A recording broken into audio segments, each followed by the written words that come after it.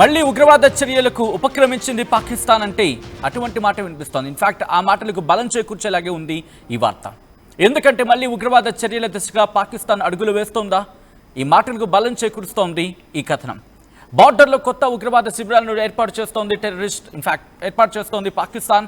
టెర్రరిస్టులకు సంబంధించి మరి ముఖ్యంగా ఏవైతే మనం పేల్చేశామో వాటికి ఇప్పుడు కుళ్ళిపోతోంది, వాటిని చూసి గింజుకుంటోంది. దీంతోనే వెంటనే 313 ఉగ్రవాద క్యాంపులను ఏర్పాటు చేసుకునేందుకు జైషే మహమ్మద్ సిద్ధం కాబోతోంది. ఇది నేనంటున్న మాట కాదు, ఏకంగా మన నేషనల్ మీడియా కావచ్చు, ఇంటర్నేషనల్ మీడియా కావచ్చు, మరి ముఖ్యంగా సోషల్ మీడియా వేదికగా జరుగుతున్న పెద్ద చర్చ. జైషే మహమ్మద్ ఏకంగా 313 ఉగ్రవాద క్యాంపులను ఏర్పాటు చేస్తోందట.